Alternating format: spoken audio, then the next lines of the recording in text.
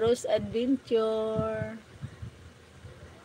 Thank you, Sisi. Dumako naman po tayo sa Salmong Tugunan. Ito po ang itutugon. Butihing puoy, purihin pag-ibig niya, walang maliw. Huwag maingay. Oo, si Jason nga, pero huwag maingay. Nagbabasa si Mamsi at naka-live. Diba? Tahimik mo na. Butihing puoy, purihin pag-ibig niya'y walang maliw.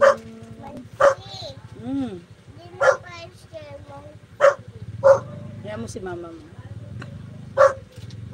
O pasalamatan ang Diyos na Panginoon, pagkat siya'y mabuti ang kanyang pag-ibig ay napakatatag at mananatili. Ang taga-Israel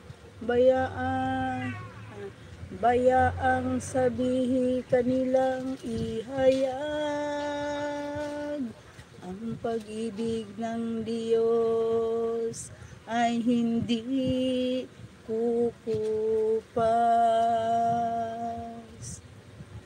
Butihing puoy, purihin pag-ibig niya'y walang maliw.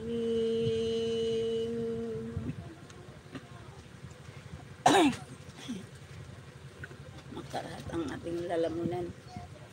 Ang lakas ng puon, ang siyang nagdulot ng ating tagumpay. Sa pakikibaka sa ating kaaway, aking sinasabing di ako papanaw. Mabubuhay ako upang isalaysay ang gawa ng Diyos na Panginoon ko. Pinagdusa ako at pinarusahan ng labis at labis, ngunit ang buhay ko'y di niya pinahatid. Butihing puoy, purihin pag-ibig niya'y walang maliw. Ang batong natakwil ng nangagtatayo ng tirahang bahay. Sa lahat ng bato'y higit na mahusay. Ang lahat ng ito ang nagpamalasay ang Panginoong Diyos. Kung iyong mamasdan ay kalugod-lugod o kahanga-hanga, ang araw na itong ang Diyos ang nagbigay.